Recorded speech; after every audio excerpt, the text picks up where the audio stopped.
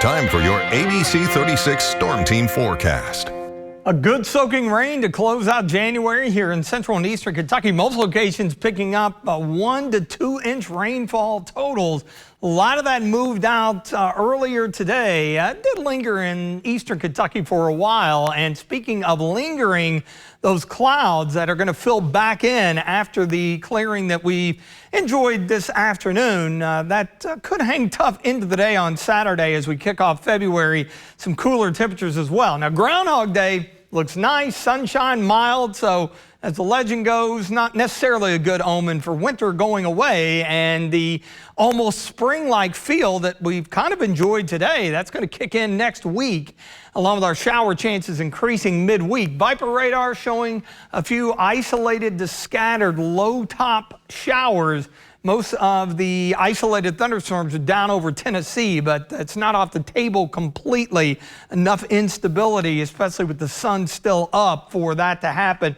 Got some heavier downpours right over Livingston there in Rockcastle County, and then those showers stretch up near McKee in Jackson County. Solid shield of rain during the daylight hours across southern southeast Kentucky. You see the clearing line and then the additional development, albeit isolated to scattered, with that trough sweeping through the area. If you look down to the south and out west, some organized scattered storms, in fact, getting a little bit of lightning in a few of these along the Cumberland Parkway just east of Bowling Green. So far southern Kentucky, that's going to be the favorite area over the next few hours for that. Downtown Mount Sterling and Montgomery County drying it out. We're still at 59, although we're beginning to back temperatures down, wind shifting more to the west. And speaking of Jackson County, you can see the clouds associated with that bit of activity in the area. It's 54 there. Out into eastern Kentucky, temperatures have been hanging into the low to mid 50s much of the day due to the rain. Meanwhile, with the clearing, we spiked up into the low 60s, but compared to 24 hours ago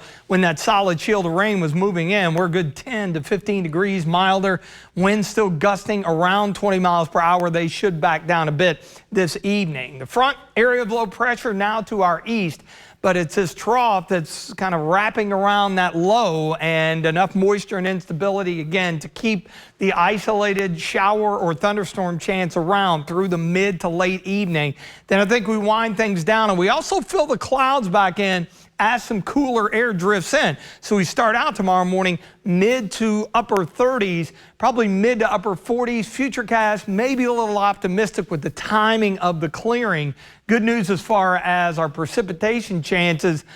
Non-existent basically over the weekend into early next week. We kick into good weather on Groundhog Day and beyond. Sunday, we'll see more of a southwest wind. Look at that jump. We're going to be back into the low 60s and even better than that. Don't worry about this little boundary dropping in. It's dry and there's no change in air mass on either side of it. I mentioned the wind. It'll be a touch on the breezy side tomorrow, maybe not as much as today. And notice how the winds are going to be out of the northeast. So that combined with some lingering clouds, that's going to hold our temperatures down. The wind will work to our advantage on Sunday. Those gusts will be 20, 25 plus out of the southwest. So that's really going to help us out. And where we played a lot of January down here toward the blue line, our average low with that cold snap, we are going to be above the curve as we head into next week. And you see the overall pattern is for it to be unseasonably mild/warm. We do have a frontal boundary later in the week that may usher in some chilly air by next weekend. But for tonight, those isolated showers down south early, then mostly cloudy, a little cooler, 37 in the morning. Clouds linger a good bit of the day tomorrow. We'll call it pleasantly cool as we're close to average. Then we jump up big time on Groundhog Day and beyond, so it's going to feel pretty good for the first few days of February. Scattered showers return on Wednesday, and really keeping an eye on Thursday now. A decent frontal boundary moving in, and the indication is we could see some organized thunderstorm potential with afternoon highs middle of next week into the mid 60s.